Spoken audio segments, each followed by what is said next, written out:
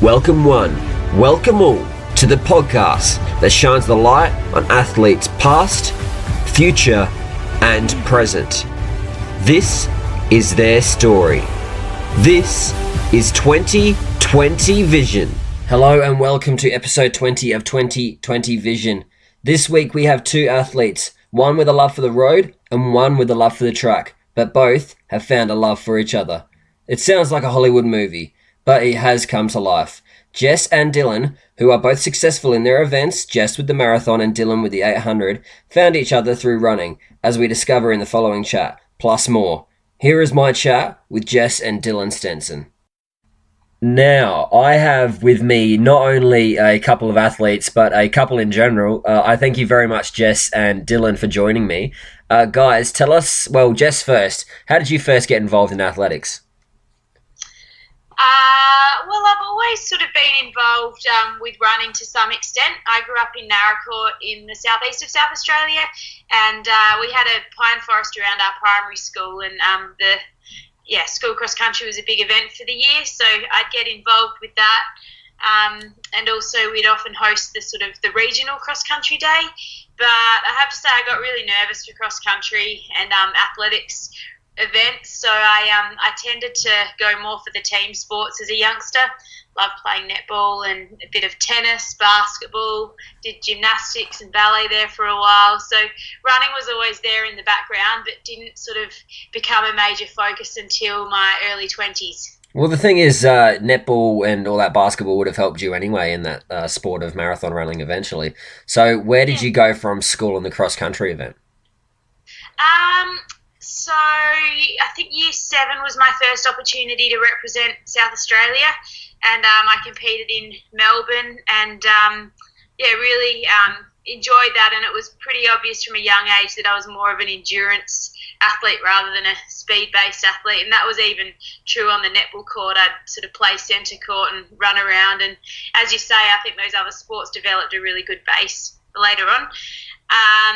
I went and competed at the national championships sort of each year throughout high school, and then in year 10 was picked to go on an Australian team to France, and I competed there in year 11. So that was my first, green and gold uniform, and I absolutely loved it. So I was determined one day to run for Australia again, but I guess lacked a bit of belief at that point, and it wasn't until the age of 21 and I started being coached by Adam Diddick, and he really encouraged me to go for it and try and make another Aussie team.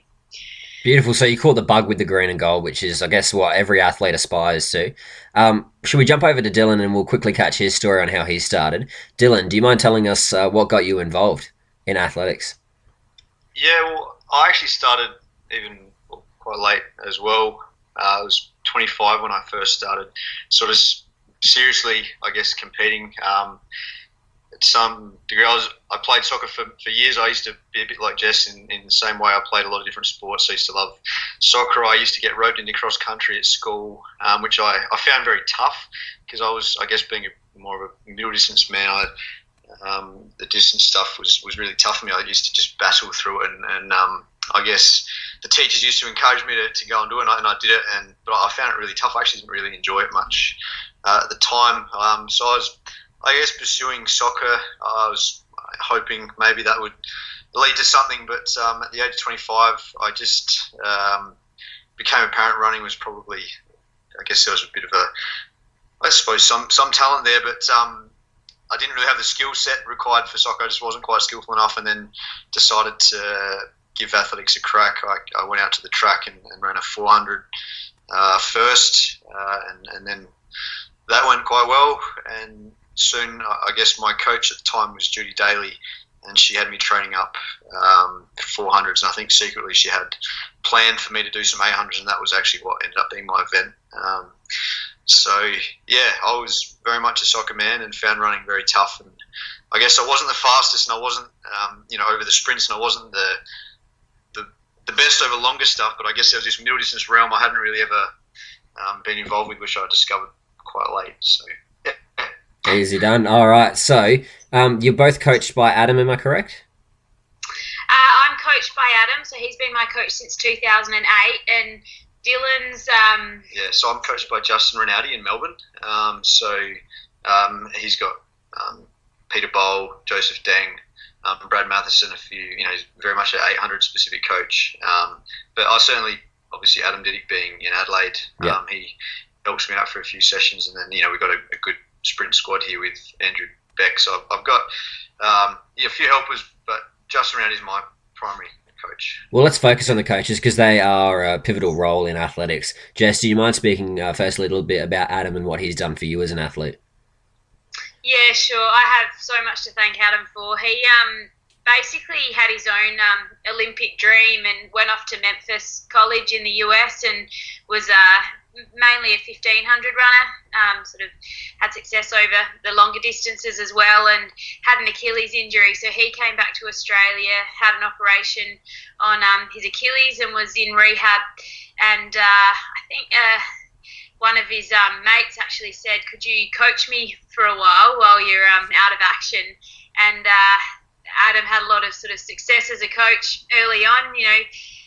Toby, who this friend of his had success in the 1500, and I think Adam just didn't quite get back to training as soon as he'd hoped, and started coaching some more athletes, and it just really built from there. So Team Tempo evolved, and now there'd be, 30 plus athletes. He's got a huge squad, and he's the one who really planted the idea in my mind that I could one day go for an Olympics qualifier, and he also recognised that the marathon would probably be my main event, and he just built up my training patiently, which I'm grateful for. Otherwise, I'd no doubt I would have ended up with injuries or, mentally burnt out, and he's just so passionate, willing to learn from others, and very dedicated to his athletes, and also encourages life balance, which is really important and has certainly helped me to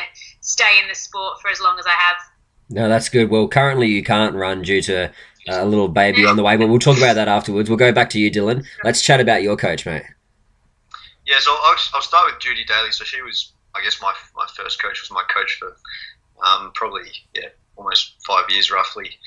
So she, Judy Daly and John Daly were, I guess, they were kind of athletic oracles. So John Daly was actually the national coach of the Australia team, so the Olympic teams and world champs teams for many, many years.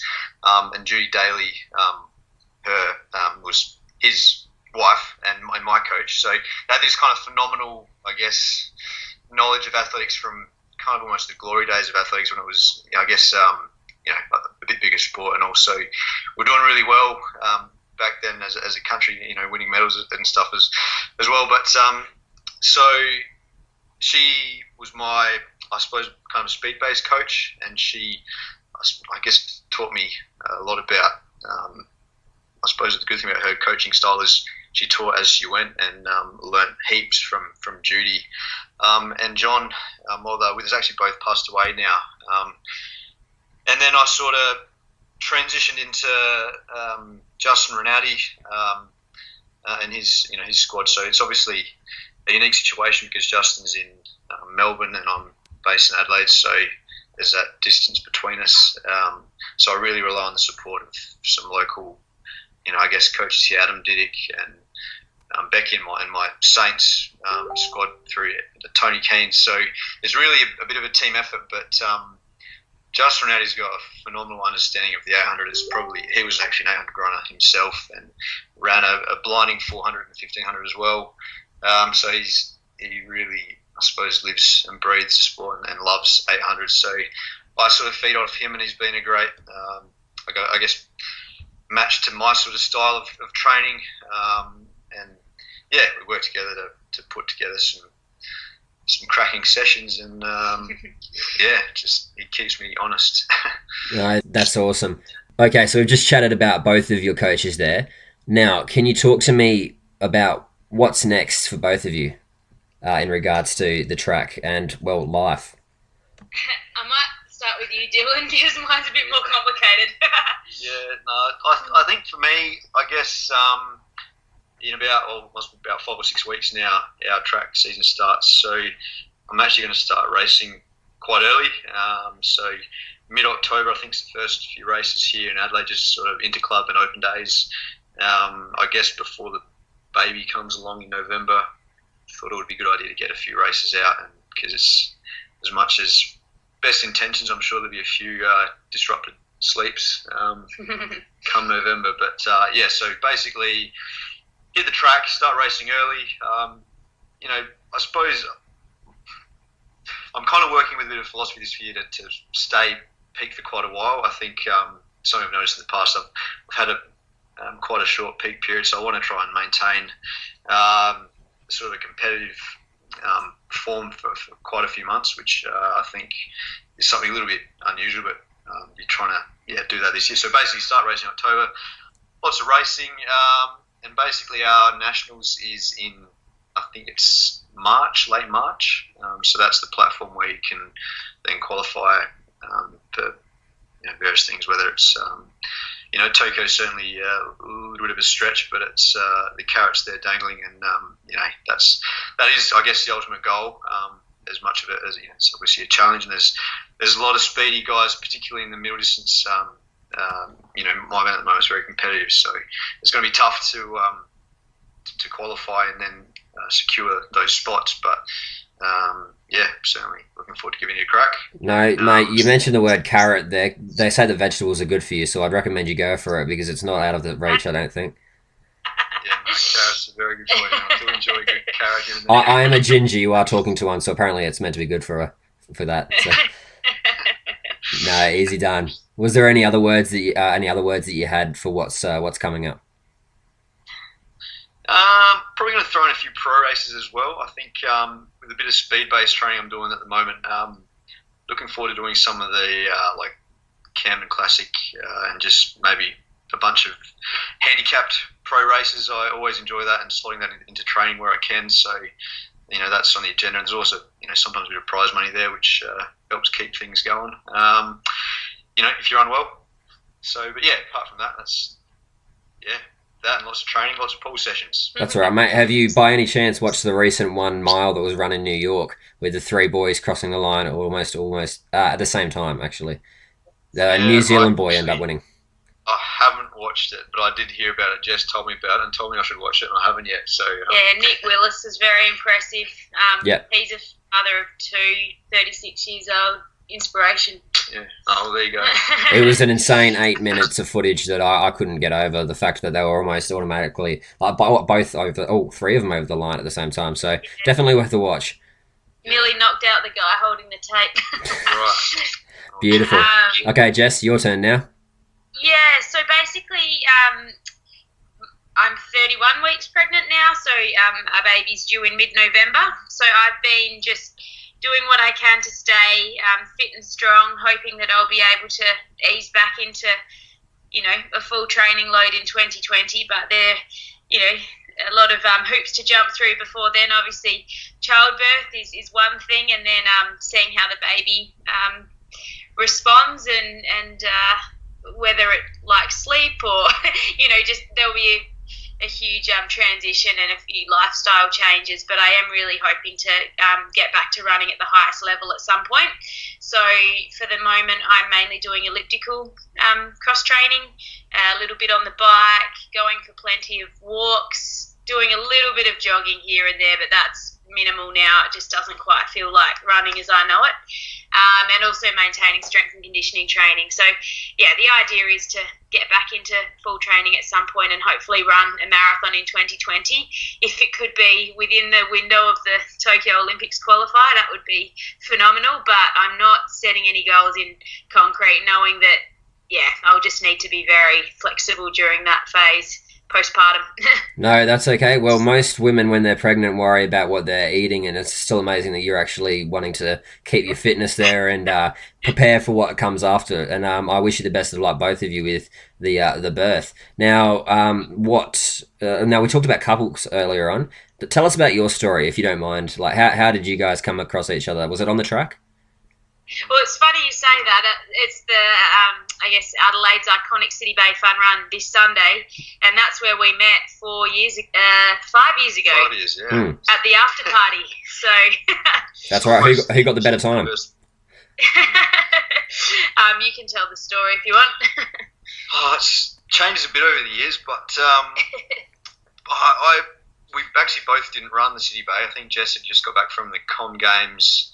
I think you were injured at the time. Yeah, and foot injury. the 12K City Bay is a bit far for me. I was very new to running. I think we're talking months. I just sort of started joining the squad and thought I'd get out and meet some people. And I had seen Jess running around a few times at the loop, so I knew who she was. Anyway, we went along there. I brought my cousin actually, and she just thought we'd catch up and meet a few people. When Jess first saw us, when she first saw us, she thought me and my cousin were together, but we obviously we weren't. So that was lucky for Jess. And I don't know, we got chatting, and it was pretty cool to both be runners but not know each other. Like, I thought I knew every runner in Adelaide, and there was this new guy on the block. So we chatted a fair bit at the Holdie. Yeah, the shoe-in was, I guess, Jess needed to get her car back to, because we're down at the Bay, which is a little way away from the city. Yeah. Jess needed to get her car back to the city, and myself and my cousin were both stone cold sober, so we offered to drive Jess's car, and I drove my car, and that, I guess that really helped Jess out, getting her car back from the Bay. She thought I was a nice guy, which I suppose I was. And touched base the next day to say thank you, and then been together ever since. Oh, that's a beautiful story, and you're bringing a beautiful boy or girl into the world, and that's amazing. So hopefully we can get them in green and gold later on. Do you reckon that's the plan?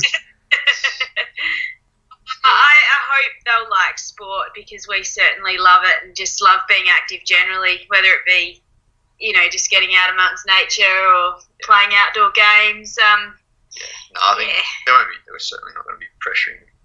No. There won't be any pressure, but I think naturally they'll probably like sport, and we'll certainly support that. But we'll wait and see, I suppose. That's all right. I think that's the main thing.